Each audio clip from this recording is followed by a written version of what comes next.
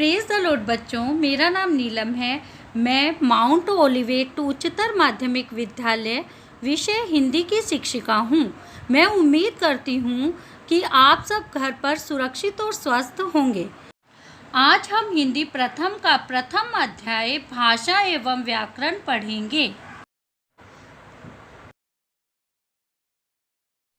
पाठ प्रथम, भाषा एवं व्याकरण।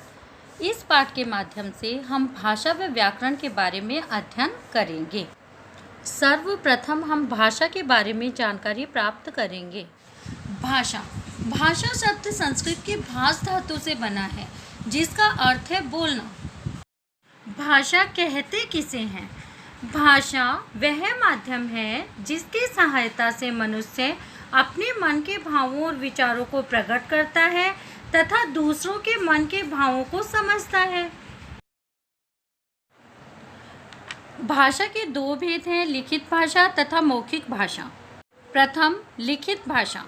जब हम लिखकर अपने मन के विचारों को प्रकट करते हैं तो उसे लिखित भाषा कहते हैं। जैसे इस चित्र के माध्यम से आप देख सकते हैं कि बच्चा लिख रहा है, यह लिखित भाषा का एक उदाहरण है। दूसरी है मौखिक भाषा।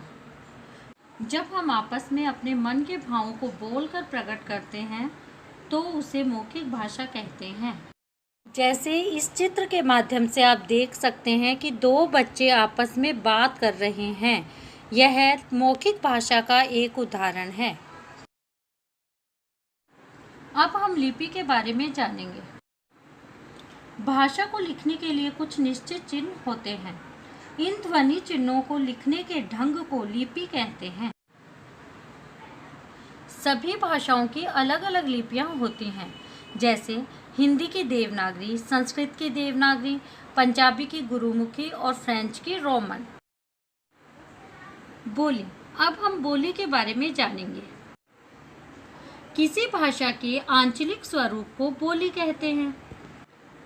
सभी अंचलों की अपनी अलग अलग बोली होती है, जैसे भोजपुरी, राजस्थानी, अवधी, मलयालम आदि। अब हम भाषा में व्याकरण के महत्व के बारे में जानेंगे। किसी भी भाषा को विशुद्ध रूप से लिखना, पढ़ना तथा बोलना व्याकरण के नियमों के बिना संभव नहीं है। व्याकरण वह शास्त्र है जिससे किसी भी भाषा को शुद्ध लिखना, पढ़ना तथा बोलना आता है। अतः स्पष्ट है कि व्याकरण का संबंध भाषा से है। व्याकरण के अध्ययन के मुख्य 3 अंग हैं। प्रथम, वर्ण विचार, द्वितीय, शब्द विचार, तृतीय, वाक्य विचार। प्रथम, वर्ण विचार। व्याकरण के जिस भाग में वर्णों की बनावट, भेद तथा शुद्धता आदि पर विचार किया जाए उसे वर्ण विचार कहते हैं। द्वितीय, शब्द विचार।